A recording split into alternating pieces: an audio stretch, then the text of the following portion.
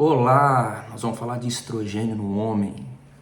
Comum no consultório médico, o paciente chegar ou com sintomas e sinais de estrogênio alto ou com um exame laboratorial de estrogênio elevado. E ele se questiona o que fazer, ou mesmo se indaga se o que está acontecendo com ele é causado pelo estrogênio que está alterado. Então, bem, quando a gente vai avaliar o estrogênio, a gente tem que ter algumas etapas. Então, a etapa principal, qual que é? Sinais e sintomas. Você vai questionar o paciente se ele está sentindo irritabilidade, alteração de força, dificuldade de recuperação muscular, inchaço.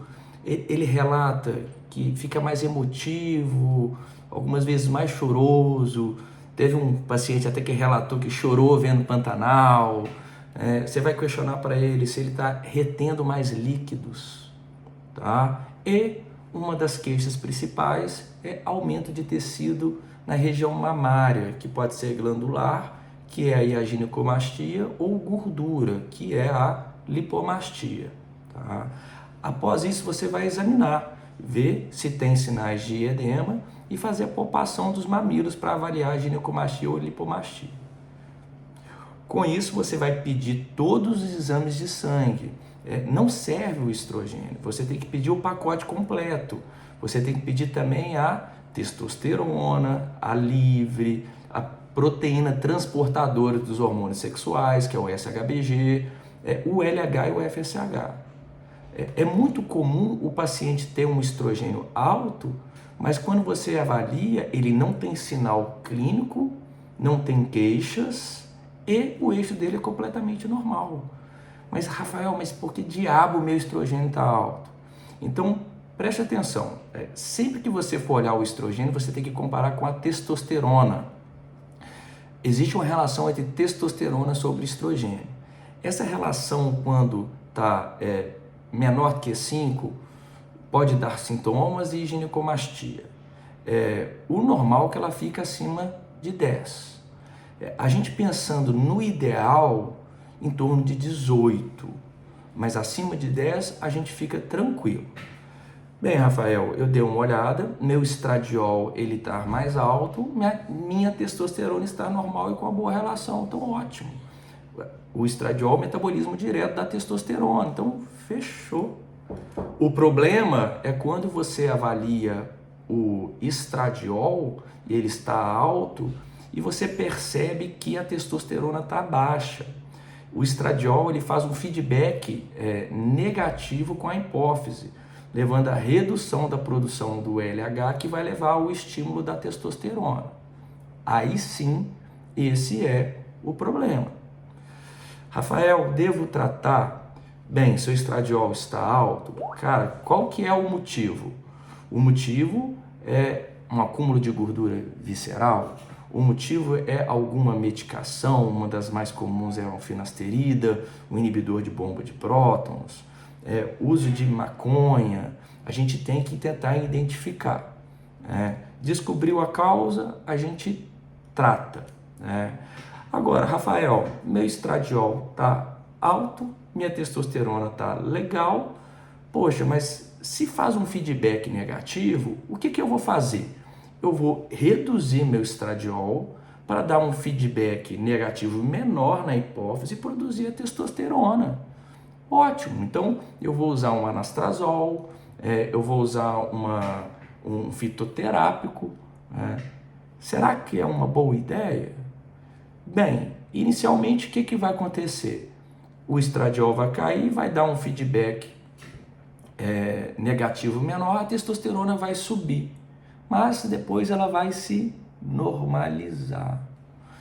O problema é que a pessoa, o homem, ele só avalia a testosterona como ponto positivo e ele avalia o estrogênio apenas como ponto negativo, tá?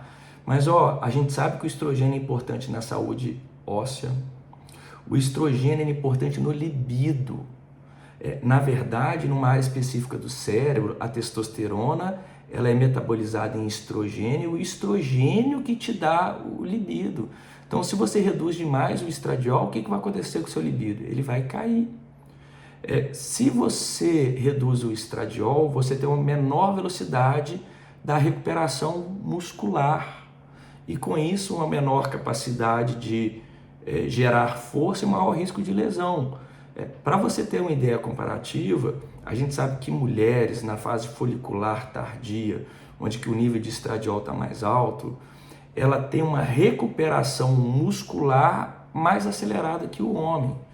Então ela pode dar uma pausa menor entre os exercícios. Vamos supor que um homem num agachamento precisa dar 1 minuto e meio, ela dá 1 minuto, né? E pode dar entre as séries. Muitas vezes no dia seguinte ela já teve a recuperação daquele grupo muscular. Quando a gente avalia os marcadores LDH, CPK, já o homem ele está ainda na curva ascendente. Esse é um dos motivos que a mulher consegue treinar mais membro inferior do que o homem.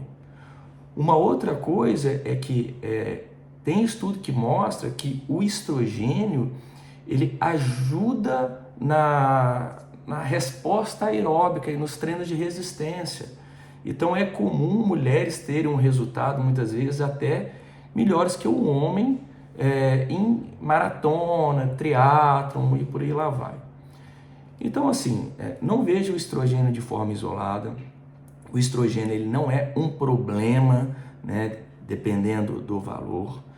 Não tente zerar seu estrogênio para poder aumentar os seus benefícios, que na verdade pode te causar malefícios, né? A gente sabe que uma relação boa de testosterona e estrogênio facilita no ganho de hipertrofia e na perda de gordura. Então, primeira coisa, sempre com acompanhamento de um médico, principalmente um endocrinologista e que tenha conhecimento nessa área de medicina do exercício e do esporte. E uma outra coisa, pense sempre no fisiológico e no natural. A fisiologia não é matemática. Nem sempre o que você acha que é melhor vai ser. Tá joia? Gostou? Foi interessante? Marque seu colega, compartilhe, me siga no Instagram, Dr. Rafael Fantin, e no YouTube, Dr. Rafael Fantin. A gente gosta de postar, quero ajudar. Quanto mais você curte, mais eu entendo que eu estou indo para o caminho correto, né? E quem que não gosta também de se sentir motivado? Se você comenta ou faz alguma pergunta, me gera resposta que vai tirar talvez a sua dúvida e a dúvida do colega. Então, um ótimo dia para vocês.